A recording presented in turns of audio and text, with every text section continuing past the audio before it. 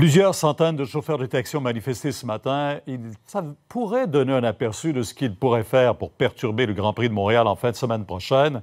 Audrey Gagnon nous en parle. Audrey?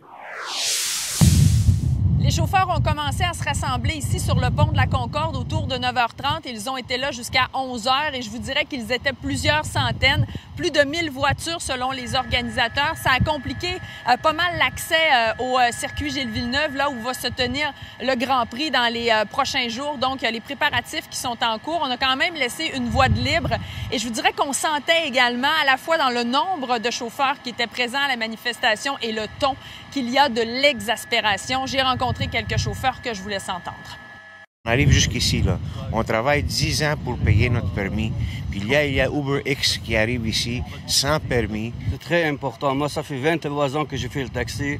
J'ai pas vu mes enfants grandir parce que j'ai passé 6 jours et demi dans mon taxi. Et quelqu'un qui vient de quelque part, tout d'un coup, il veut voler mon travail.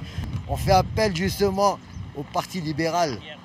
Au Parti libéral de passer au bâillon.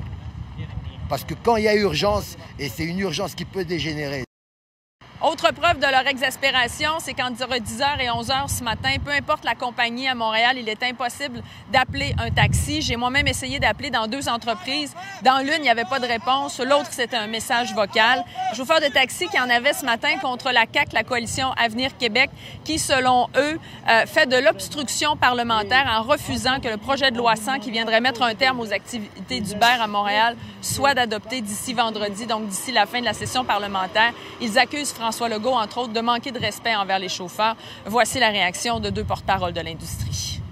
M. Legault envoie un message à la population en disant que c'est correct qu'on fasse de l'évasion fiscale ici au Québec. Voyons donc, ça ne fonctionne pas. C'est plus profond que juste le taxi, là.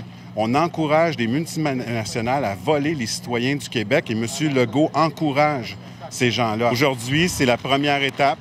On espère que c'est la dernière, mais il y en aura d'autres. Et quand les compagnies de taxi décident de cesser leurs appels, tout le monde décide de couper ses propres revenus.